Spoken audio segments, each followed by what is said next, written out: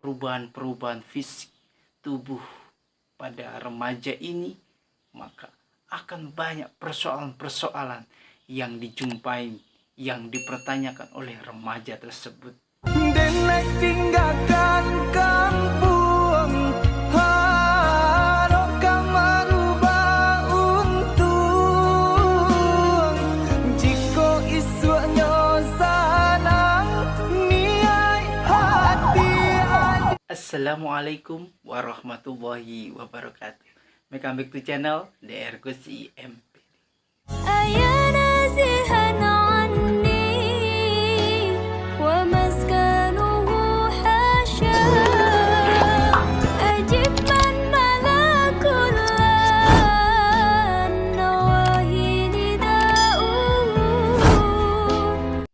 Mahasiswa, mahasiswi, sobat-sobat di channel yang dirahmati oleh Allah Subhanahu wa Ta'ala.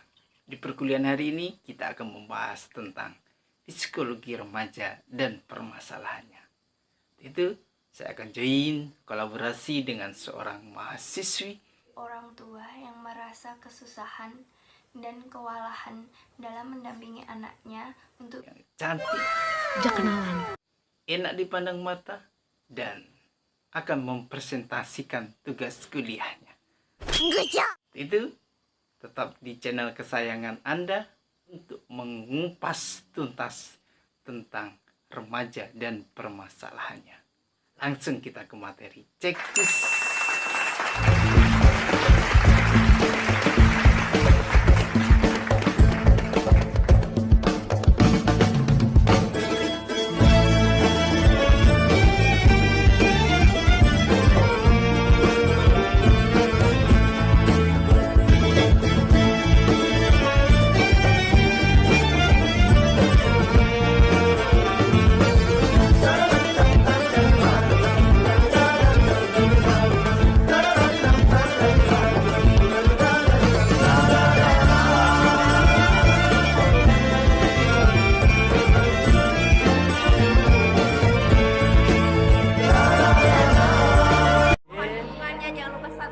Like,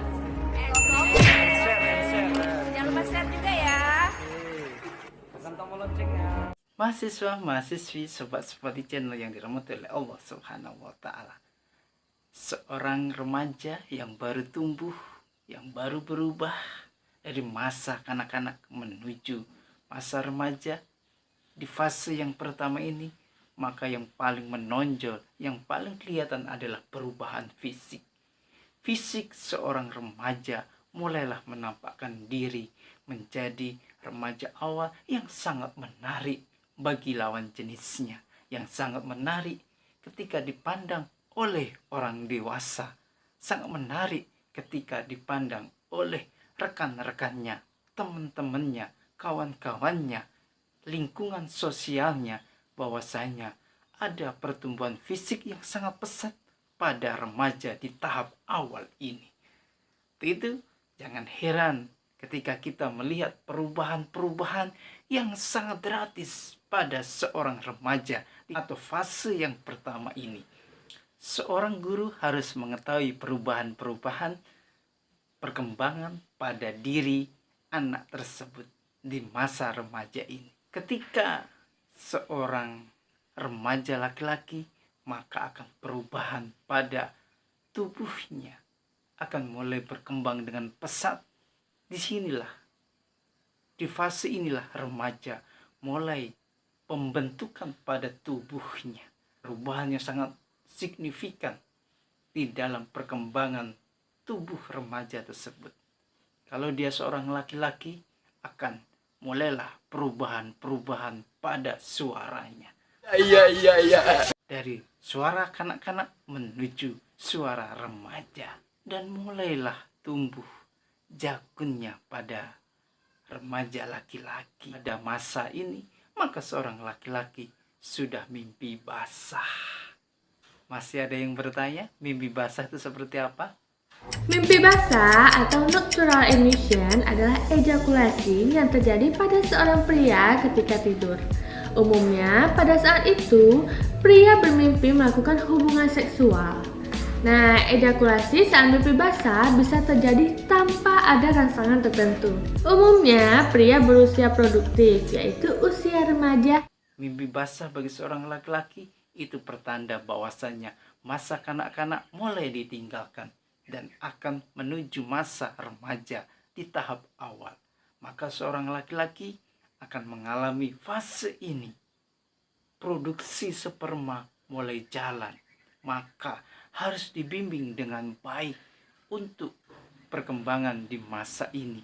Dan pada perempuan akan menstruasinya. Siklus menstruasi normalnya itu berkisar antara 21 sampai dengan 35 hari dan berlangsungnya ini antara 3 sampai dengan 7 hari. Itu pertanda bahwasannya organ-organ tubuh reproduksi, maka akan perubahan fisiknya akan mulai nampak. Dengan hal ini maka mudah tersinggung di fase-fase menstruasi awal remajanya. Dan disinilah mulai termenung tentang perubahan-perubahan pada fisiknya, pada tubuhnya yang begitu dahsyat di masa-masa perubahan di masa kanak-kanak menuju remaja di tahap yang pertama ini. Maka seorang guru harus membimbingnya dan harus memberikan edukasi kepada para remaja perempuan ini, mahasiswa-mahasiswi, sobat-sobat di channel yang dirahmati oleh Allah Subhanahu wa Ta'ala. Secara psikologi remaja, dengan adanya perubahan-perubahan fisik tubuh pada remaja ini, maka akan banyak persoalan-persoalan yang dijumpai, yang dipertanyakan oleh remaja tersebut. Karena perubahan-perubahan tersebut akan membuat para remaja merasa dirinya bukan dirinya lagi. Artinya, biasanya dia masa kanak-kanak masih suka bermain, masih suka bersenda gurau. Tetapi sekarang perubahan-perubahan fisiknya, perubahan-perubahan emosional pada dirinya akan membuat remaja ini ketersinggungan akan lebih mengarah kepada hal yang positif maupun ke hal yang negatif. Maka ketika hal yang positif, maka remaja ini akan tumbuh normal, baik budi pekertinya, remaja yang bertanggung jawab terhadap dirinya, dan remaja yang bisa diandalkan oleh seorang guru dan akan menjadi murid-murid, akan menjadi siswa-siswi yang baik hati dan budi pekertinya. Begitu juga sebaliknya, ketika mengarah kepada negatif, maka remaja ini akan melawan gurunya ketika dinasehatin karena tidak sesuai dengan kenyataannya. Remaja ini akan banyak mencoba hal-hal yang negatif seperti merokok, minum minuman keras, dan mencoba hal-hal yang lainnya apabila tidak dibimbing dengan bagus oleh seorang guru dan para orang tuanya. Bagaimana kita bisa dekat dengan remaja ketika di fase-fase ini? Maka remaja di fase yang pertama ini akan mencari seorang idola yang dijadikan sebuah panutan bagi mereka. Bayangkan kalau seorang remaja mengidolakan sesuatu yang tidak sesuai, tidak pantas, maka akan terjadi hal-hal yang tidak kita inginkan, lebih ke negatif. Dan apabila remaja mengidolakan sesuatu yang positif, maka akan menjadikan remaja ini tumbuh dan berkembang menjadi remaja yang mempunyai tanggung jawab yang besar. Mahasiswa, mahasiswi, sobat-sobat di channel yang dirahmati oleh Allah Subhanahu wa Ta'ala, kita dengarkan juga permasalahan remaja yang akan disampaikan oleh mahasiswi kami berikut ini. Terkait dengan permasalahan ini, tidak sedikit dari orang tua yang merasa kesusahan dan kewalahan dalam mendampingi anaknya untuk belajar di rumah. Ada beberapa faktor yang mempengaruhi hal ini, di antaranya sebagai berikut. 1. Kurangnya pemahaman materi oleh orang tua. 2. Kesulitan orang tua dalam menumbuhkan rasa minat belajar anak. 3. Tidak cukup waktu dalam mendampingi belajar anak karena harus bekerja. 4. Orang tua tidak sabar dalam mendampingi anak ketika belajar di rumah. 5. Kesulitan orang tua dalam mengoperasikan gadget dan kendala layanan internet. Rentan usia anak sekolah dasar yaitu dari umur 6 tahun sampai dengan 12 tahun. Jika dilihat dari teori perkembangan oleh Piaget, anak dalam rentan usia tersebut dapat dikategorikan sebagai operasi konkret. Dalam fase ini, anak mengembangkan kemampuan untuk mempertahankan atau konservasi, kemampuan mengelompokkan secara memindai, melakukan pengurutan yaitu pengurutan dari yang terkecil hingga terbesar dan sebaliknya, dan menangani konsep angka. Tetapi selama tahap ini, proses pemikiran anak diarahkan pada kejadian yang real yang diamati oleh anak tersebut. Anak dapat melakukan operasi problem yang agak kompleks jika problem itu konkret dan tidak abstrak.